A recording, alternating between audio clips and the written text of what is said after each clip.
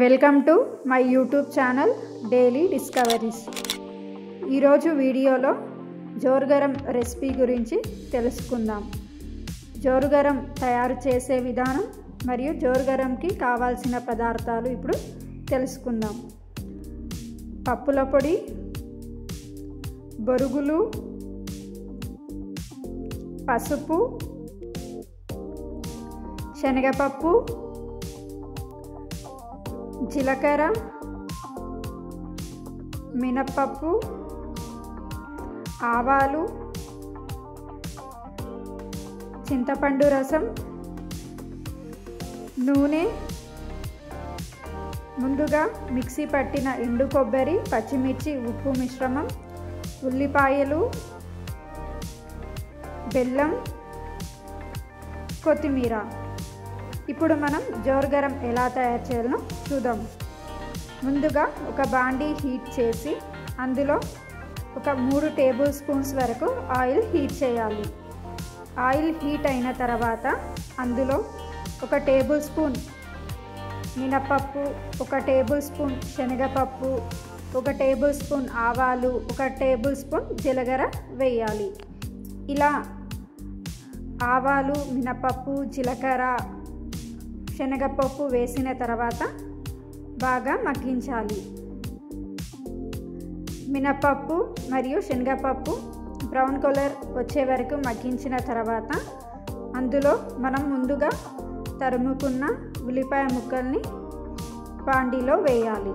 వేసి బాగా మగ్గించుకోవాలి. ఉల్లిపాయ ముక్కలు లైట్ బ్రౌన్ కలర్ వచ్చే వరకు మగ్గించుకోవాలి. ఇప్పుడు స్టవ్ని సిమ్లో పెట్టి ఒక లిడ్ 1 నిమిషం వరకు మూసి పెట్టాలి. ఇలా మూసిన తర్వాత లిడ్ని తీసి 1 నిమిషం తర్వాత లిడ్ తీసి ఆ ఉల్లిపాయల మిశ్రమాన్ని బాగా కలుపుకోవాలి.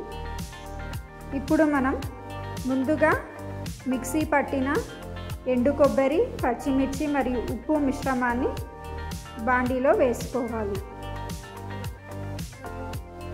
వేసుకొని బాగా మిక్స్ చేయాలి. పచ్చిమిర్చి పచ్చివాసన పోయే వరకు మనం ఆ మిశ్రమాన్ని బాగా మగ్గించాలి. ఇలా మగ్గించుకున్న తర్వాత మనం ఒక 2 నుంచి 3 నిమిషాల వరకు మగ్గించుకున్న తర్వాత ముందుగా నానబెట్టిన చింతపండు రసాన్ని మనం ఆ బాండీలో వేసుకోవాలి.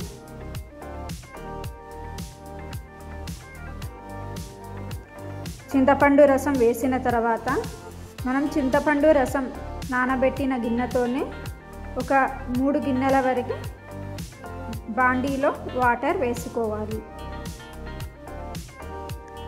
ఇలా వాటర్ వేసుకున్న తర్వాత ఆ మిశ్రమాన్ని బాగా కలుపుకోవాలి. కలుపుకున్న తర్వాత అందులోనే చిటికెడంత పసుపు వేసి బాగా మగ్గించాలి. ఇలా ఆ మిశ్రమం మగ్గించిన తర్వాత తగినంత బెల్లం వేసుకోవాలి. మీకు ఎక్కువగా స్వీట్ కావాలి అంటే కొద్దిగా బెల్లం ఎక్కువగా వేసుకోవచ్చు. బెల్లం వేసుకున్న తర్వాత వాటర్ బాగా హీట్ చేసుకోవాలి. ఇలా ఈ మిశ్రమాన్ని మనం ఒక 3 నిమిషాల వరకు మగ్గించుకోవాలి. ఇప్పుడు మనం స్టవ్ని సిమ్లో పెట్టి బాండీపై ఒక లిడ్ ఉంచాలి. ఒక 2 నిమిషాల వరకు ఆ లిడ్ని ఉంచాలి. అంతలోపు మనం ఒక గిన్నెలో బొరుగులను తీసుకోవాలి. తర్వాత మనం ఆ వాటర్ బాగా బాయిల్ అయిన తర్వాత లిడ్ని తీసేసి బాగా మిక్స్ చేసుకోవాలి.